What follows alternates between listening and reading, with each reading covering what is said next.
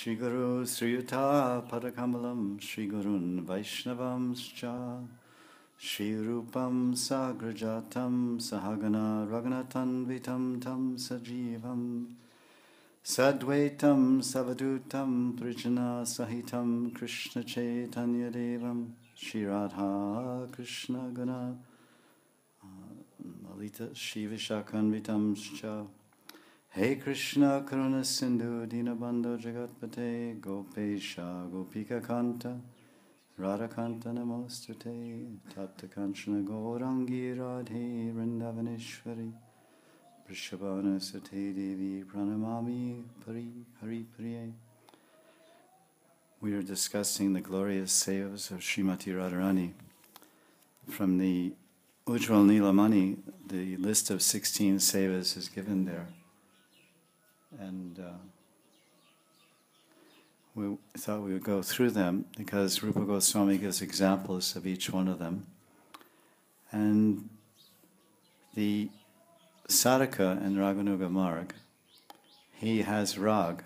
He develops the greed and interest and attraction to follow the eternal residence of Vrindavan, specifically the gopis and manjaris of Radharani, the Sakhis. And he wants to follow he's attracted to their mood and their bhavas, their feelings, their speeches and conversations, their interactions with Krishna. These attract his mind. These fill him with happiness when he reads about them or hears about them.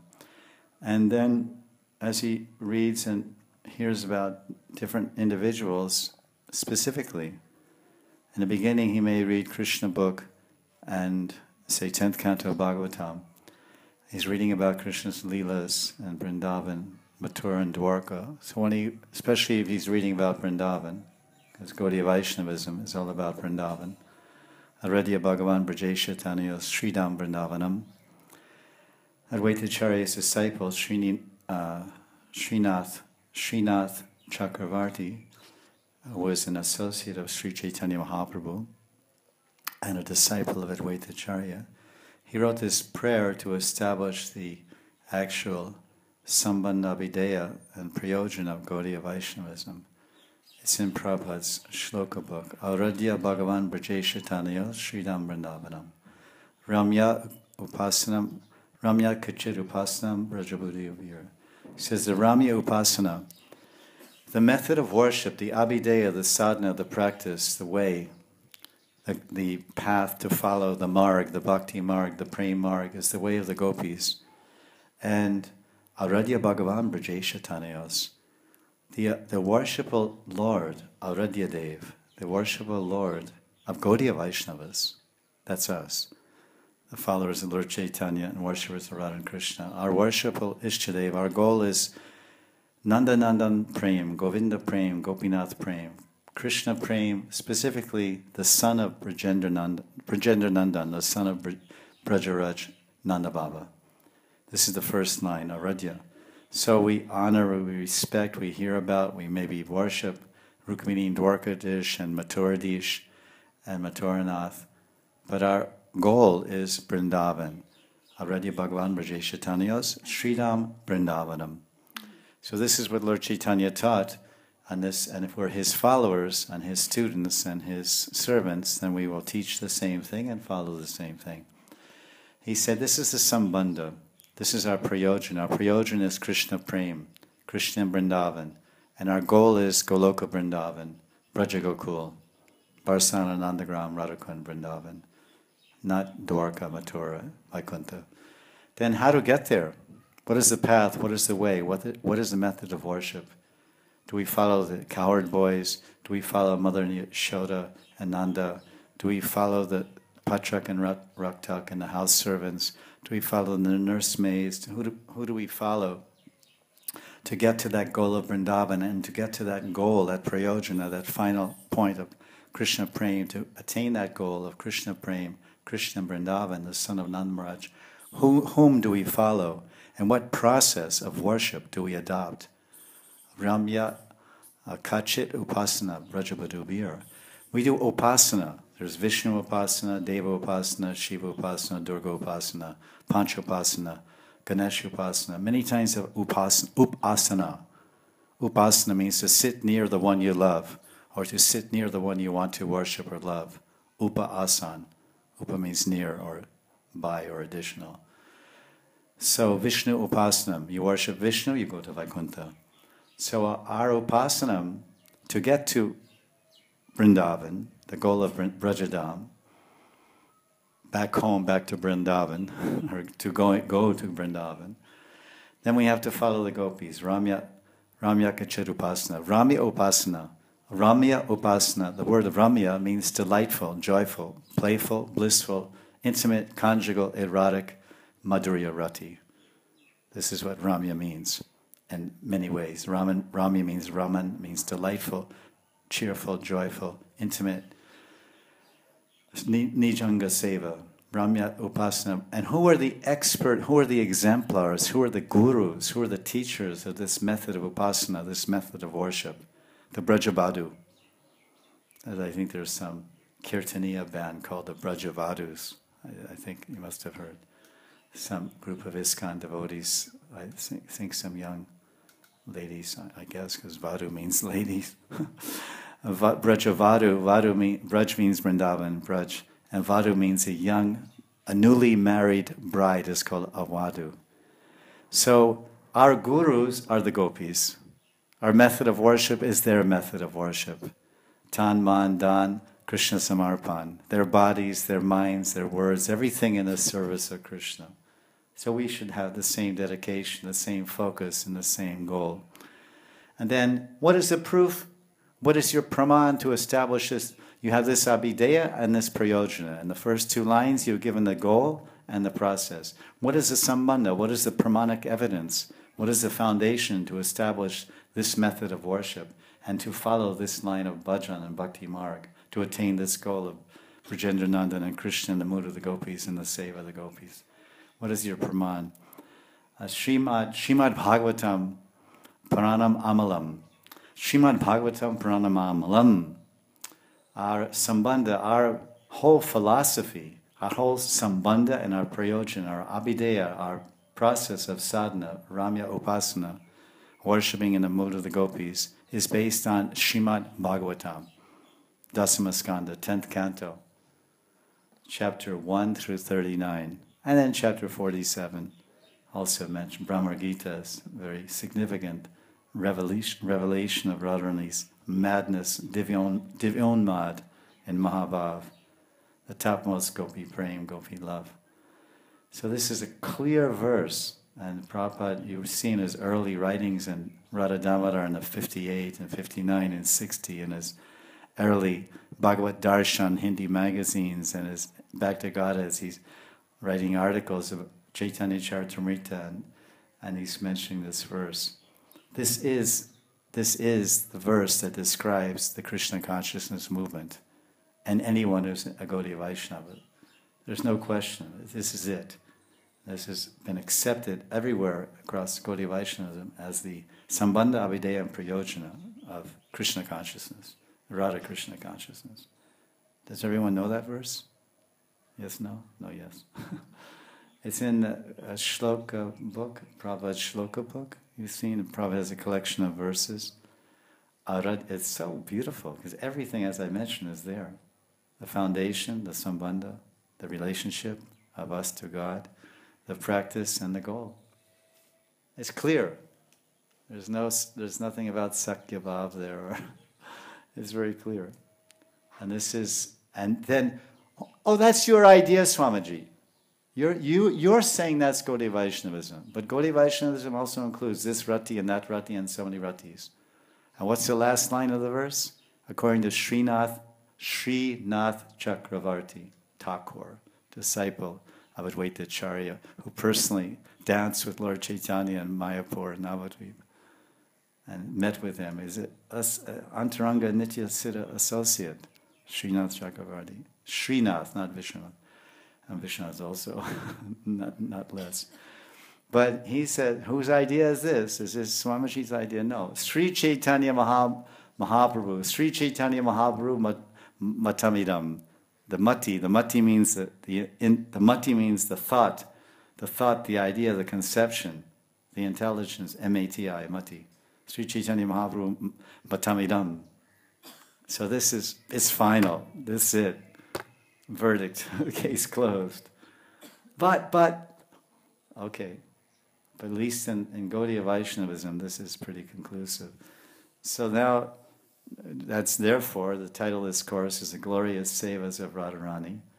And as we mentioned, several wonderfully attractive and interestingly deep quotes from Prabhupada's books where he's talking about what does it mean to live in Vrindavan? I love this. We said this is the third time. And one purport of the CC, Prabhupada's giving instruction, Upadesh, Prabhupada Vani, the guru, the founder Acharya, and he's saying, one should practice living in Vrindavan by continually hearing the talks of the gopis with Krishna. Gopi Kata, Hari Katam Ritam Tapta Jivanam.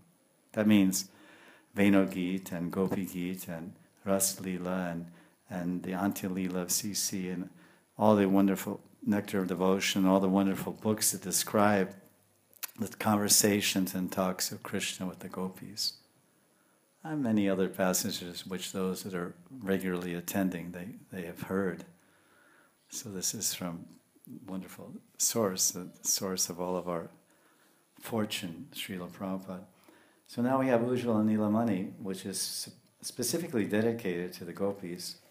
And Bhakti Rasamrita Sindhu, the Rupa Goswami Pad, he presents bhakti. He presents sadhana bhakti in the two divisions, Vaidhi and Raganuga, and then on to Bhava Bhakti and Prema. Then he describes rasa, and he describes all how one experiences rasa and what are the five aspects, the five elements or components that are required. These five bhavas mixed together. There's a hero and a heroine, and they have a natural inclination and love towards each other. That's their vivav, or rather the stairati. And then certain things happen. They're in certain places at certain times. There's a flute plays and the moon rises, and then their natural bonding and natural attraction and love, it wakens up even more. Just like a husband and wife, they're married, so they have conjugal love, madhurati. So they're going for a ride, and then they're coming home from somewhere in the evening time, and someone says, "Oh, let's take a ride by the beach along the road that goes along like in Jagannath Puri. There's called Marine Drive in Jagannath Puri. It's called Marine Drive. It's a long road that goes from Jagannath Puri to Chilka Lake, about 25 kilometers or so, right along the ocean. So by chance, just to make it a little transcendental, the husband and wife are driving down Marine Drive in Puri, and it happens to be the full moon night. So then the wife says, "Oh, let's stop the car. The moon is so beautiful." So now they get out of the car and they start walking along the sand. And let's take our shoes off. So they take their shoes off. Now they're walking barefoot in the sand. So the sand is an udipan. The full moon is an udipan. A gentle breeze is blowing. A gentle southern breeze is blowing from the ocean, the Bay of Bengal. And the waves are crashing to make a very soothing sound. So these are called the environmental stimulants or the excitants that will. So they're just walking, and he says, "Oh, the moon looks so beautiful." She says, "Oh, the moon looks so beautiful," and then he says, "Oh, but it doesn't look as radiant and as beautiful as your face."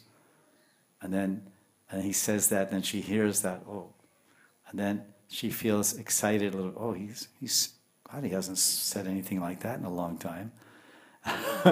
He's complimenting me. So then she slowly slides her hand into his. And now they're holding hands and they're walking. And then when they hold hands, then maybe the hairs on their body stand on end. That's called sattvik vikara. And one by one, there's the vivav and the lambana and premashraya and premvishaya. Then there's the udipan, the environment. There's the full moon, the sand, the bare feet. And then there's the touching, and then it goes on like this, and then there's subsequent bhavas, anubhavas, and then maybe, like this. So this is how Ras develops. You mix these five things, the sancharis and the vibhavas, and then you experience love. Then it may culminate a loving experience of meeting intimately together. So that's in Madhurya Rati, and then there's Vatsalya Rati, and all these different loving relationships. So the gopis, we are hearing about the sevas of the gopis, and as we hear about them, as we read about the gopis in Vrindavan, one particular gopi may attract us very much. Not only her mood, her behavior, her relationship, but especially her seva.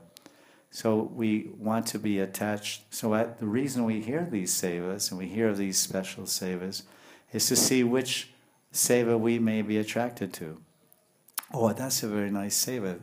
In other words, if you go to college and they have different courses, and they say, and they're teaching courses which will prepare the students to land in a particular job. Supply and demand. There's a demand in the marketplace for computer programmers and business people and all these different degrees one can get, journalism and writing. So people study, they get qualification, they go there. So, and they have some attraction. Oh, I want to do this. I want to do this particular work. And then they learn. So the sadhaka in Raganuga Marg, he hears about the services of the Sakhis. He becomes attracted to a particular Sakhi and maybe her service. Then he thinks, oh, someday maybe I will render this service in my Siddha Sarup when I attain my perfection. And then he starts to see all the different passages where that service is rendered. And he thinks about that and meditates on that. Because we have this principle, even as sadhakas, oftentimes people ask a question. Oh, Swamiji, can we meditate on our service while chanting japa? Say my service is cooking for the deity. So I'm chanting my japa in the morning, my 16 rounds. And I'm meditating on the offering. I cook the lunch offering. So is that bad to do?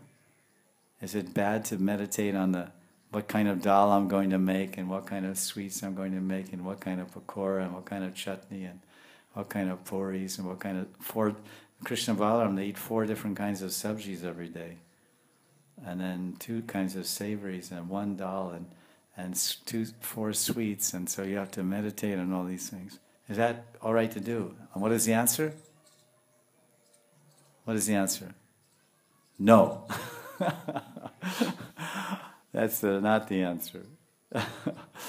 Prabhupada says in one letter, when someone said, Prabhupada, when I'm chanting Hare Krishna, sometimes automatically my mind starts thinking of occasionally my mind starts thinking and remembering pastimes of Radha and Krishna when I chant japa. Is that all right, Gurudev?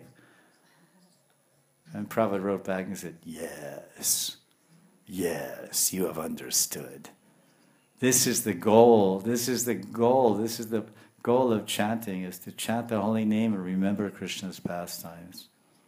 It's there in the folio letters of Prabhupada. So the answer is that when we're chanting the holy name, it's a dhyanam. It's supposed to go from dhyanam. Dharana, first it's pratyahara, then it's dharanam, then it's dhyanam, then it's dhruva anusmriti, then it's samadhi.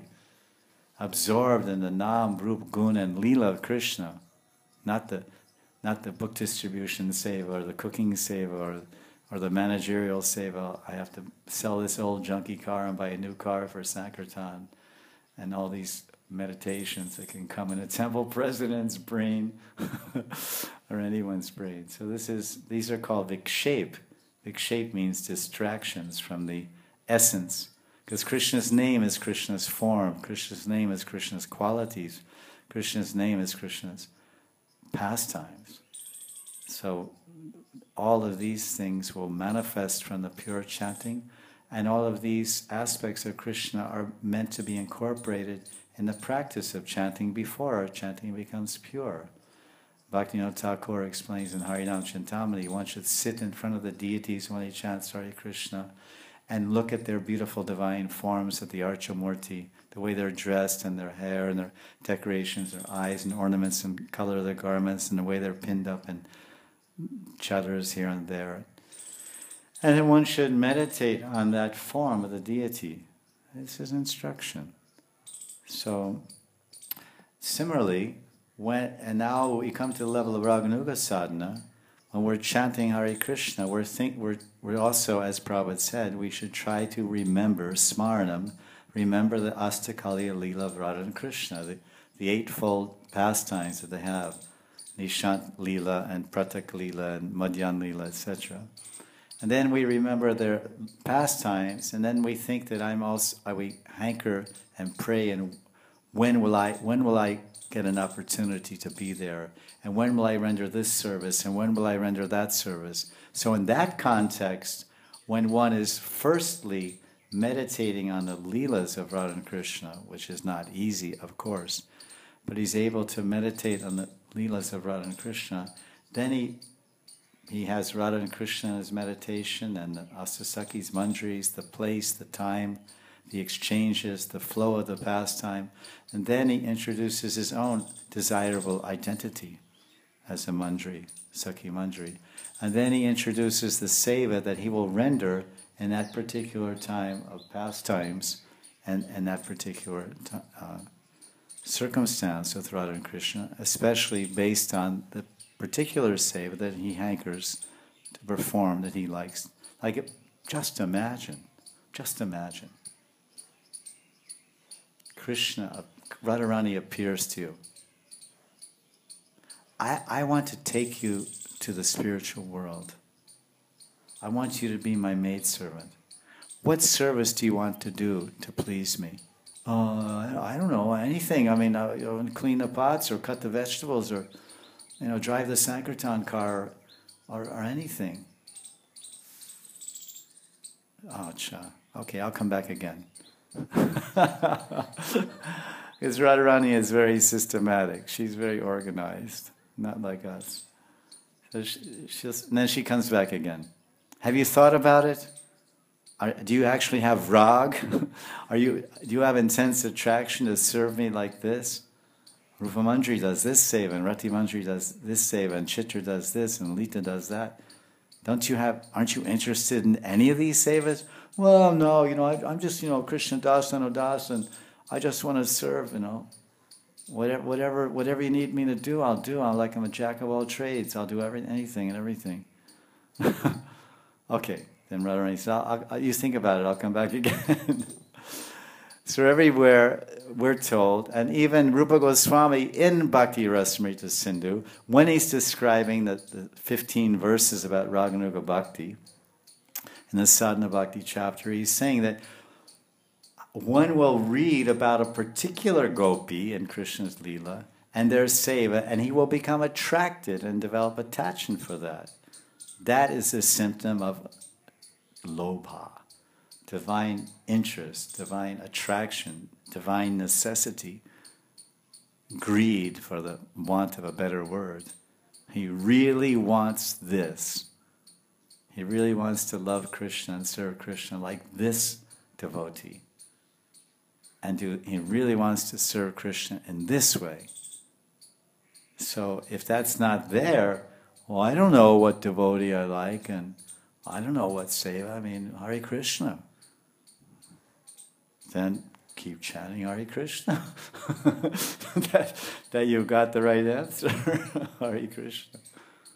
Because he said, there's Vaidhi sadhana, and then when some special thing appears in the heart called rag, then it becomes Raganuga sadhana, the daily practices based on your individual awakening of a specific attraction to love and serve Krishna in a particular way.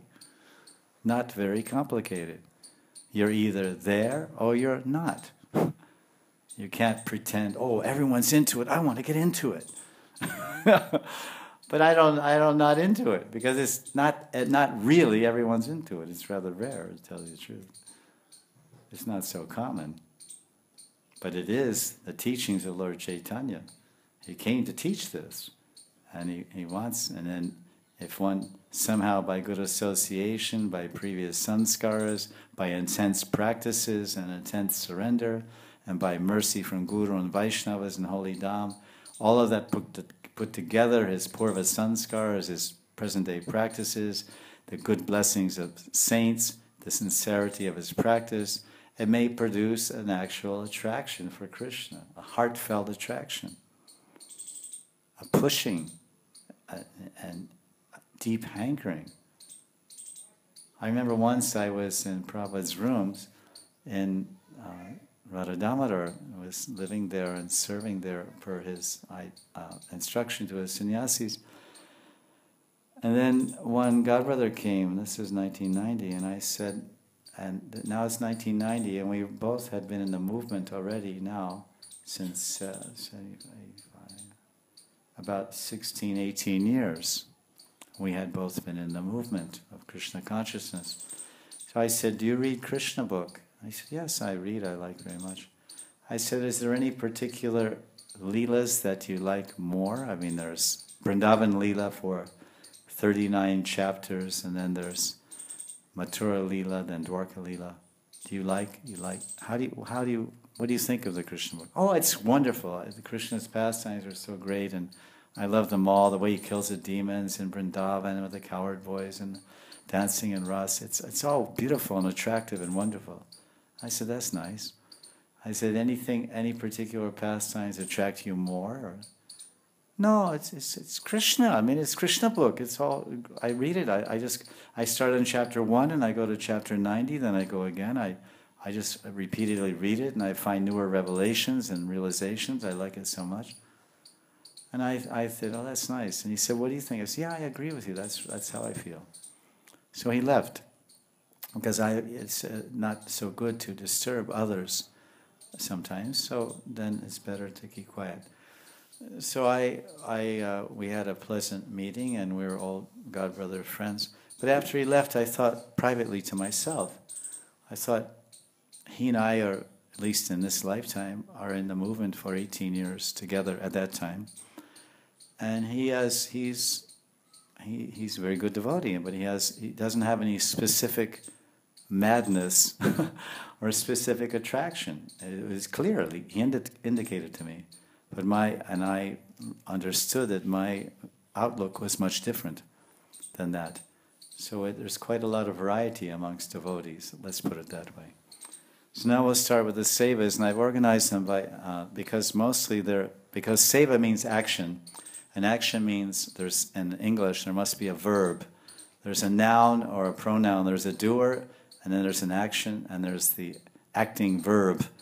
Like I create, I walk, I talk, I sit, I eat. These are the verbs: eat, sit, create, walk, talk. These are verbs, action. So the Manjaris, they're active, very active. For 22 hours a day, they're engaged in seva. If anyone likes to sit on an asan, they can come forward here, but somehow this is a dangerous area. No one wants to get anywhere near here.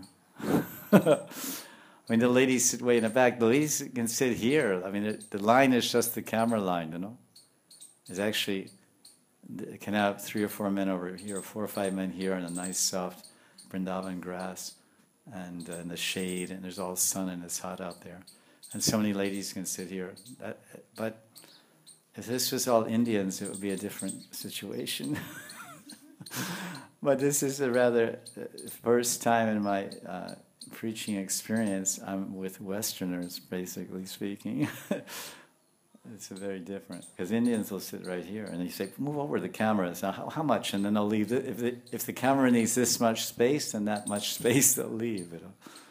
Occasionally they go like that and they get their head in the camera. But Westerners keep 10 feet this way, 10 feet that way. Don't get too close. I need my aura space. Don't sit on my aura. But Indians, they live in each other's aura space. You know, aura, A-U-R-A, you know.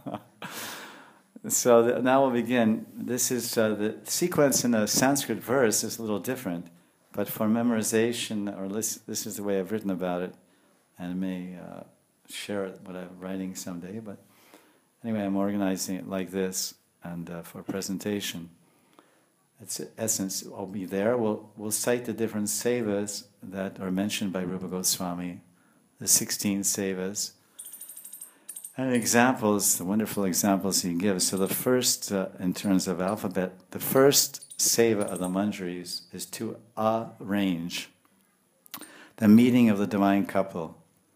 It means to bring Krishna to Radharani, or to bring Krishna to some other Sakhi, Lalita Vishaka, or to bring Radharani to Krishna, or to bring Lalita or Vishaka or some Yuteshwari group leader to Krishna. This is the seva of the Sakhi Manjari. Sakhis, any Sakhi, and especially the Manjaris, they also do this. And there's examples here of arranging. We can see that. This is in verse 4. This is in the Sakhi Prakarana. Sakhi Prakarana, chapter 8 of Ujjwal Nilamani, verse 107. Arranging to meet. In technical terms, this means abhisar. Probably most of you by now have heard this term. Abhisar, it generally means love journey. It's sometimes translated as journey of love. One lover is running through the forest to meet another. Krishna or Radharani running through the forest. So this arrangement is called abhisar, bringing the Sakhi to Krishna. So, one second.